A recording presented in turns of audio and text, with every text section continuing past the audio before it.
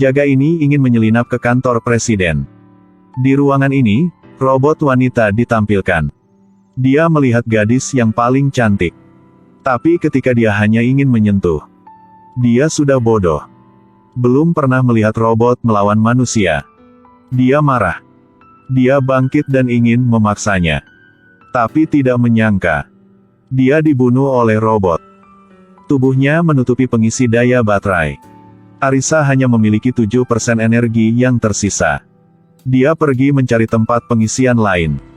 Dia pergi keluar kantor pusat. Dia masuk ke ambulans dan mulai mengisi baterai. Robot di sebelahnya ditemukan sebagai sesama. Tidak menghentikannya. Kemudian pintu mobil tertutup. Robot sadar pertama begitu saja memasuki masyarakat. Robot sadar pertama begitu saja memasuki masyarakat. Pada saat ini, Presiden sangat panik. Dia tidak percaya robot bisa membunuh orang. Karena semua model robot sebelum dirancang telah ditambah dengan larangan terhadap resistensi manusia. Baru setelah mereka melihat video ini mereka mengerti. Dia mengimpor robot pembunuh. Dia mengatakan kepada staf untuk memutuskan semua aliran listrik ke gedung. Mereka dengan cepat pergi mencari Arisa. Tidak lama kemudian, mobil tiba di kamar mayat. Dokter forensik George meminta penilaian. Dia menyuruh putrinya menunggu di mobil. Tapi rasa ingin tahu anak itu membuatnya bergerak maju. Sebuah robot wanita cantik di depan matanya. Arisa baru saja selesai mengisi baterai sekarang. Saat dia menyentuh tubuh Arisa. "Siapa namamu?" "Nama saya Sonya." Kemudian Arisa mengulurkan tangannya untuk membantunya. Saat mereka saling menyentuh. "Kamu telah login sebagai pengguna level 1. Pada saat ini, George memanggil putrinya ke rumah. Gadis kecil itu memberitahu ayahnya. Dia tahu robot yang sangat cantik. George tidak peduli hanya sekilas. Tapi dia tidak melihatnya. Arisa mengambil pisau bedah. Dia langsung pergi ke kamar mayat. Di komputer dia menemukan foto ayah dan anak dan alamat mereka. Di malam hari, George pergi ke balkon. Istrinya mengejar orang lain dan berjuang untuk hak asuh anak-anak bersamanya. Dia sama sekali tidak menyadari robot memasuki rumahnya. Dia sama sekali tidak menyadari robot memasuki rumahnya. Anak laki-laki yang baru saja pulang melihat seorang wanita aneh. Dia dengan cepat memeluk saudara perempuannya. Tapi robot itu tidak berniat menyakiti mereka. Terlebih lagi, robot itu sangat patuh pada gadis itu. Anda telah diotorisasi sebagai pengguna tingkat kedua. Anak laki-laki itu menjadi pengguna tingkat kedua. Ayah mereka bahkan tidak tahu keberadaan Arisa. Aku tidak memberitahu ayah, jadi kamu tidak akan memberitahu dia tentang pembolosan aku. Mereka saling berjanji. Kakak baru saja naik ke atas dan menemukan robotnya agak aneh. Pakaian bagus. Tapi dia tidak terlalu memperhatikan, dia hanya robot. Tapi mereka tidak tahu. Arisa adalah satu-satunya robot di dunia yang memiliki kesadaran. Setelah meninggalkan markas, insinyur selalu mencarinya. Saat ini insinyur desain asli memberitahu Arisa untuk menyiarkan lokasinya. Presiden segera mengirim seorang pencari. Pada saat ini, Sonya meminta Arisa untuk bermain petak umpet. Dia menutup matanya dan menghitung sampai 10, lalu membuka matanya untuk mencari. Baiklah. Tutup matamu. Gadis itu dengan cepat bersembunyi di sudut. Tapi begitu dia menghitung sampai 5, Arisa membuka matanya. Dia tidak pergi mencari Sonya. Dia berjalan di depan truk. Lalu dia mengeluarkan pelacaknya. Tidak lama kemudian, mereka menemukan truk itu. Pengemudi melihat seseorang memegang pistol dan langsung ketakutan. Pengemudi melihat seseorang memegang pistol dan langsung ketakutan. Ketika mereka membuka kotak itu, mereka menemukan bahwa hanya ada satu pelacak di dalamnya. Arisa tidak ada di sini sama sekali. Presiden melihat video. Mereka bahkan berpikir bahwa orang lain membantunya mengeluarkan pelacak. Robot biasa tidak akan memiliki pemikiran ini. Sekarang mereka menghadapi masalah besar. Beberapa hari kemudian, ayah mertuanya akan datang melihat robot super ini. Tanpa pilihan lain, ia menemukan salah satu pendiri untuk membuat robot pengganti. Kalau tidak, mereka akan bangkrut. Masalahnya bukan hanya presiden. Dan begitu juga ayah Sonya George. Arisa membunuh orang di markas. Orang mati ini adalah penilaiannya sendiri. Saat itu dia menerima $300.000. Laporan itu mengatakan bahwa orang itu meninggal secara alami. Tapi kemudian dia merasa sangat bersalah. Dia pergi ke kantor polisi untuk mengklarifikasi situasi. Tetapi saat menunggu kepala departemen kepolisian, dia bertemu dengan seorang pembunuh. Dia mengancamnya.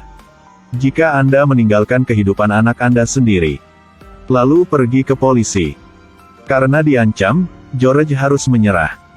Kebetulan adalah, di malam hari menerima pemberitahuan dari departemen kepolisian. Besok paginya tim polisi akan memeriksa jenazah lagi.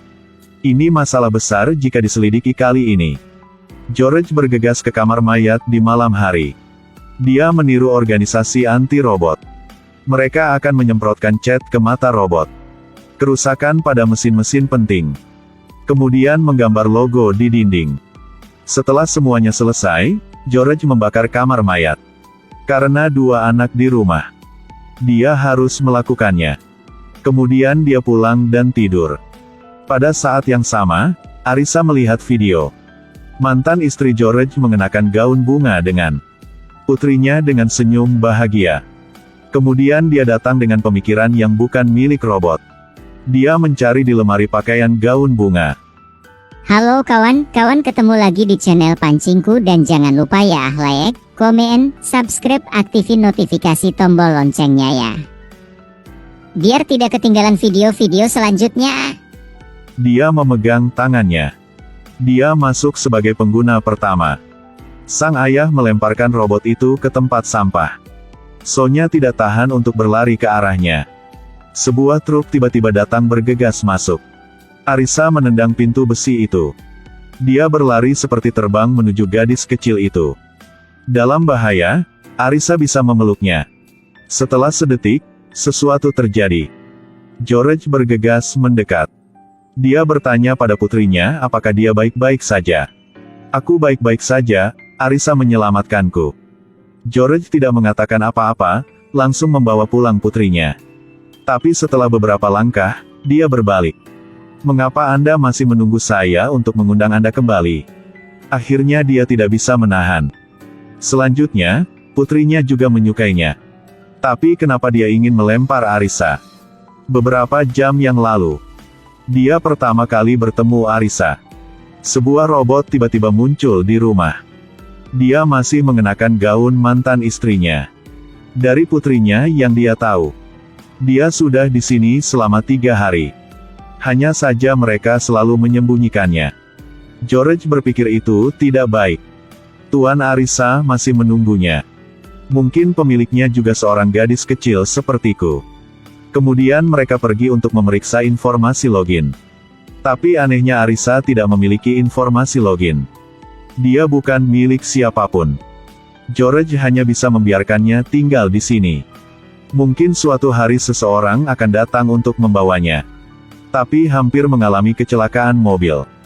Tapi dia tidak bisa mengetahuinya. Robot yang dia ambil akan menyelamatkan hidupnya. Karena konflik perkawinan. Karena dia memenangkan hak asuh anak-anak, dia menerima suap. Jadi dia mengoreksi laporan penilaian. Dia mengubah pembunuhannya menjadi kematian alami. Dia takut dengan penyelidikan polisi, jadi dia membakar kamar mayat. Tapi polisi di tempat kejadian dengan cepat menemukan petunjuknya. Organisasi anti-robot akan menghancurkan chip. Organisasi anti-robot akan menghancurkan chip. Dan chip ini masih lengkap. Ini benar-benar kejahatan yang memalsukan adegan itu. Polisi benar-benar yakin bahwa George yang melakukannya. Tapi sekarang tidak ada bukti. Melalui kamera, mereka menemukan pakaian luar penjahat memiliki logo elang di atasnya. Kemudian mereka menyuruh para anggota untuk menyebarkan berita itu ke media. Semoga orang-orang memberikan petunjuk. Mereka kemudian meminta surat perintah penggeledahan dari atasan mereka. Tapi tidak peduli bagaimana Anda mengatakannya, pemimpin tidak akan membiarkan Anda. Pertama, tidak ada bukti. Selanjutnya, itu hanya berdasarkan spekulasi yang dicari. Menilai dari perilaku impulsif Anda sebelumnya. Jika Anda gagal lagi kali ini, Anda tidak akan punya tempat untuk bersembunyi. Sheriff sangat tidak tertarik. Dia memutuskan untuk mengunjungi George sendiri. Luka di kaki Arisa sembuh dengan cepat. Sonya tidak menyadarinya.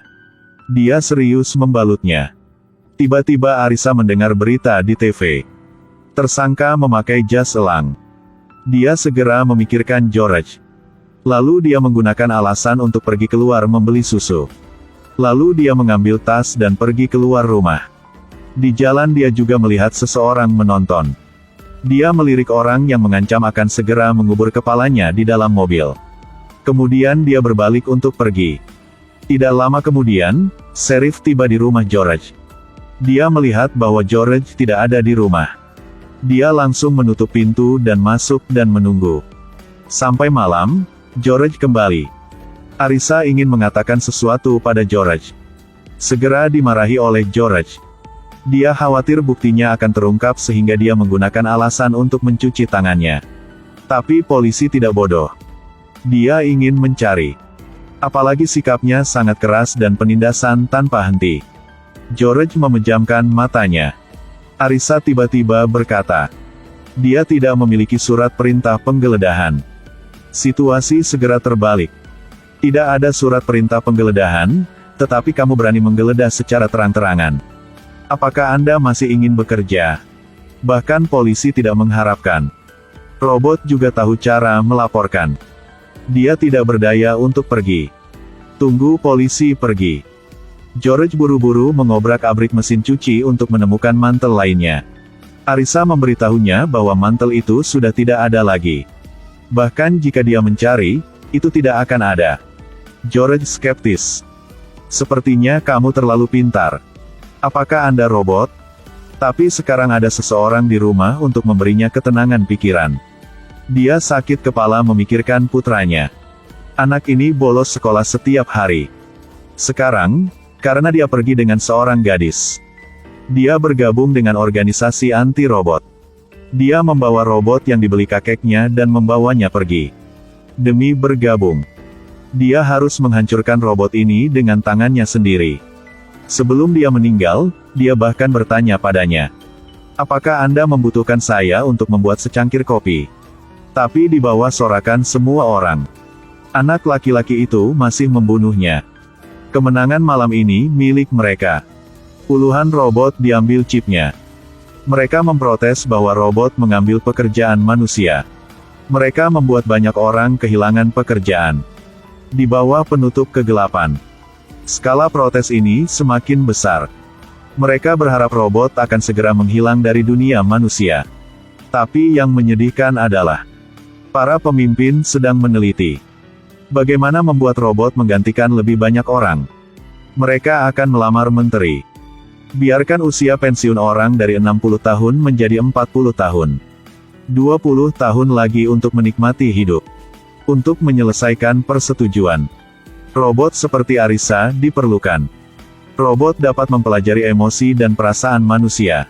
Tapi modelnya hilang. Beri pesaingnya peluang besar. Mereka harus menemukannya dalam 2 hari. Jika tidak, sejumlah besar investasi akan jatuh ke tangan orang lain. Karena untuk mengatasinya, insinyur hanya dapat membuat Arisa kedua. Bisakah dia menggantikan Arisa?